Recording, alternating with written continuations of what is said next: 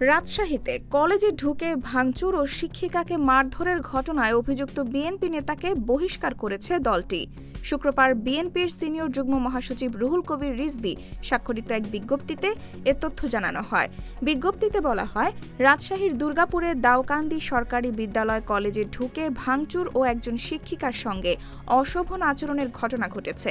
Durgapur উপজেলাধীন Joynagar union বিএনপির সহসভাপতি আকবর আলীর বিরুদ্ধে দলীয় নীতি আদর্শ ও শৃঙ্খলা পরিপন্থী কার্যকলাপে জড়িত থাকার সুস্পষ্ট অভিযোগে আকবর আলীকে বিএনপির প্রাথমিক সদস্যসহ সব পর্যায়ের দলীয় পদ থেকে বহিষ্কার করা হয়েছে। এর আগে বৃহস্পতিবার দুপুরে কলেজটিতে ডিগ্রি দ্বিতীয় বর্ষের পরীক্ষা চলাকালে হামলার ঘটনা ঘটে। শিক্ষক ও শিক্ষার্থীরা বলেন, দুপুরের দিকে স্থানীয় বিএনপির কয়েকজন নেতাকর্মী অধ্যক্ষ আব্দুর রাজ্জাকের কক্ষে গিয়ে বিভিন্ন বিষয় নিয়ে বাকবিতণ্ডায় জড়ান। বিশেষ করে আগের অধ্যক্ষের সময়ে কলেজের আয় ব্যয়ের হিসাব চান তারা। এ নিয়ে তাদের মধ্যে কথা কাটাকাটি হয়। এক পর্যায়ে তারা প্রভাষক আলেয়া খাতুন হীরাকে মারধর করেন। এর কিছুক্ষণ পর বিএনপির নেতাকর্মীরা গিয়ে অধ্যক্ষ আব্দুর রাজ্জাক সহ কয়েকজন শিক্ষকের ওপর হামলা চালায়। এ সময় তারা অফিস কক্ষে ব্যাপক ভাঙচুর চালায়।